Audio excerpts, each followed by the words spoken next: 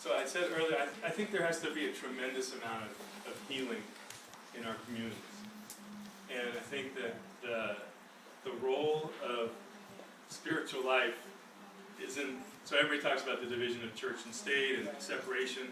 But I tell you what, faith is critical, and belief is critical, and human relationship is crucial. And I think that our congregations have an extraordinary role to play to create places of deep care and concern, and to model what love and respect look like. So for me, there's a really important role. And I talked a lot about ideas of revival. There's an extraordinary history of movements in Oakland. And there's a deep history of revivals in the church community, in the congregations. We need the most powerful revival that we've ever had in Oakland in service of children and families. We need this to be the best place to be growing up in the country, and it can be. And I think the faith community has an extraordinary role to play in it. I mean, one of the things about our small schools, folks, it's not just about saving those that haven't been successful.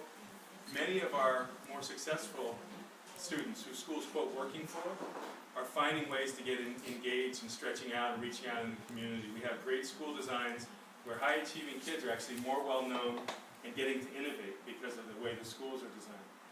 I think this whole framework about engaging young people in schools that really matter to them is a way of transforming our whole community. And I think the more congregations understand that, advocate for that, and really get involved in the conversation. It's not just about going in and helping those less fortunate. It's about creating conditions to be the first best choice. And I think that the comment from the Lakeshore Baptist Church, it's like we need to believe that the first best choice for children are the Oakland Public Schools. Now, where you put your child is the most important choice you can make. And there are some other really wonderful schools in Oakland, and that might be the best choice. But we owe it to our community to have the first best choice and to be high quality choices in every neighborhood, be our public schools. Because right now, and this unfortunately is just the truth, if you're not successful in the schoolyard in some of our communities, then you're going to prison, and you're going to be in the prison yard. Yeah.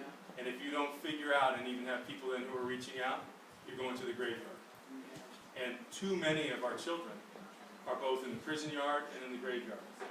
And as a young person my folks were high school teenagers, and I lived with a lot of families, juvenile hall, I've been to jail. You know, it's by the grace of God that I'm standing here, and because people reached out and took care of me, and people got me back on track.